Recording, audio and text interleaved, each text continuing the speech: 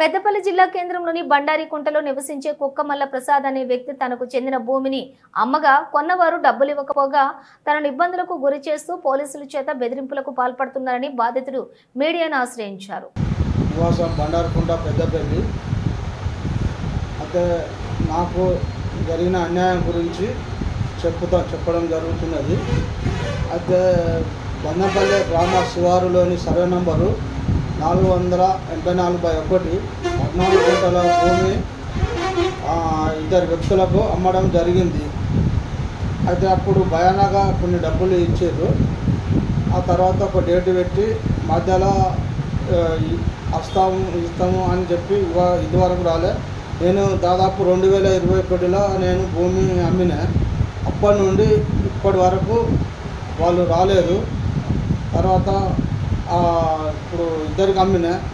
అదే ఫస్ట్ వ్యక్తి కాకుండా రెండో వ్యక్తి అన్నట్టయినా సిఐ సాబ్కు పోయి కంప్లైంట్ ఇచ్చిండు నా మీద.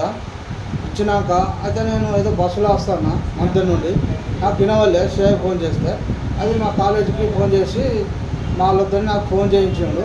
అయితే వాళ్ళు నీకు సిఐ ఫోన్ చేస్తాడు, నువ్వు అక్కడ కలువు అంటే నేను పోయి తెల్లారి కలిసిన.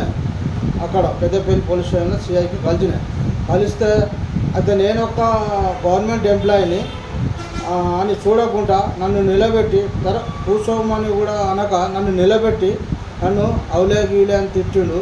నేను నౌకరు తీపిస్తా తమాషా తింటాను అది అని చెప్పి నన్ను కూడా తిట్టిండు. తిట్టి మీరు ఏదో అది చేసుకొని షెడ్యూల్ అది అని అన్నాడు. అయినా అది నేను అదే ఇదివరకు ఇటువంటి భూమి మీద కూడా నేను ఒకసారి ఎస్ఐకి కంప్లైంట్ ఇచ్చడం జరిగితే ఎస్ఐ ఏమన్నాడంటే ఇది సివిల్ మ్యాటరు, మాకు సంబంధం లేదు, ఇలా మేము ఇన్వాల్వ్మెంట్ కాము, అది మీరు బయట చేసుకోరు అని అన్నాడు. అయినా ఇప్పుడు ఇది ఎవరో రెండో వ్యక్తి వచ్చి ఆయన నాకు తెలియదు, ఫస్ట్ వ్యక్తి తెలుసు. అయితే ఈ సిఐ గారు కూడా ఇలా ఈ సివిల్ మ్యాటర్ కాబట్టి సిఐ సాబ్కు సంబంధం లేదు.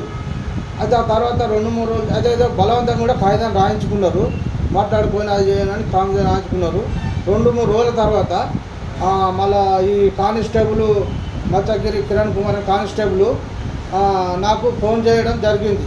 వచ్చి నువ్వు సిఐ సాబు కలువు, నువ్వు మ్యాటర్ అది చేసుకో, నువ్వు అది సెటిల్ చేసుకో, ఏదన్నా అది చేసుకోవాలంటే నేనన్నా ఇది సివిల్ మ్యాటరు, ఇది మీకు సంబంధం లేదు, సార్కి కూడా సంబంధం లేదు, నేను రాను. నేను అయితే వాళ్ళకు నోటీసులు పంపిన, కోర్టు ద్వారా నోటీసులు పంపిన. నేను ఆ కోర్టులో ఏమున్నా కోర్టులో చేర్చుకుంటా. నేను దాదాపు 4 సంవత్సరాలు అవుతుంది అమ్మి భూమి. ఏమైనా వాళ్ళిద్దరికి నోటీసులు పంపిన నేను కోర్టు ద్వారా. ఏమన్నా నేను కోర్టులో సెటిల్ చేసుకుంటా అంటే కానిస్టేబుల్ అంటాడు, నువ్వు వచ్చి సిఐ సాబ్ కలువు, వచ్చి ఏదో ఒకటి చేసుకో మాట్లాడంటే నేను రాను అని చెప్పిన. నేను కోర్టు ద్వారా అలా నోటీసులు పంపినప్పుడు నేను ఎందుకు వస్తాను, నేను రాను అని చెప్పిన. అయితే నాకు నా కుటుంబం కానీ పోలీసు వాళ్ళతో నాకు ప్రాణభయం ఉన్నది. దయచేసి మీ పత్రికా విలేకరులకు నమస్కరించి చెప్పుకునేది ఏంటంటే మీరు దయదలిచి నాకు న్యాయం చేయగలరని నేను మనస్ఫూర్తిగా చెప్తాను. మీ ఇద్దరితో ముగించుకుంటున్నాను.